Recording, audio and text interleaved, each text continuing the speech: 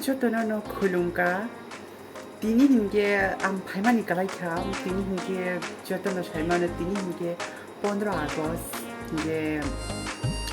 angmung no bun sana bagu fayo jotono no Happy Independence Day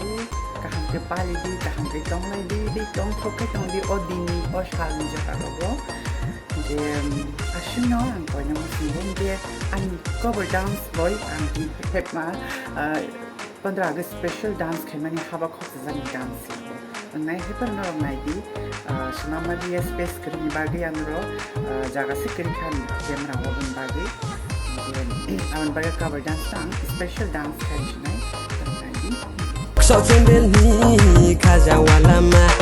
sok cembelni kaja walama joto ham yo mo ale nung nori ha kapang mayak boy ale nung nori ha nagrati oh paila ha nagrati oh paila ha nang paran bro tu nang tu kai la hoi nai boya ken nung no angle sole la hoi nai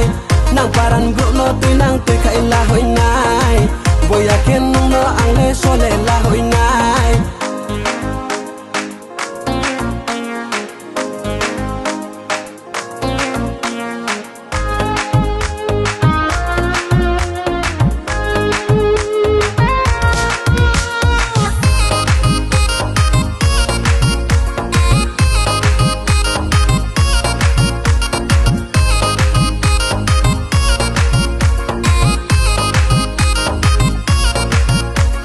Jokhon tolbong ma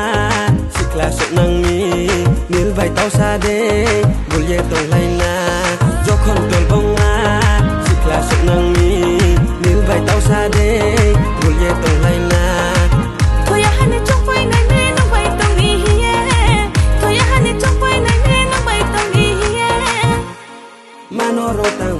tang manoro tang tang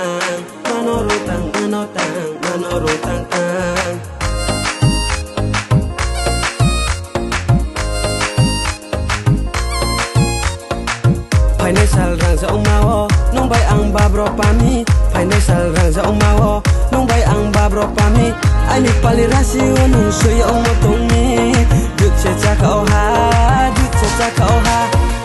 nang paran bro no tu nang tu kai la hoi nai boya ken no ang le sole la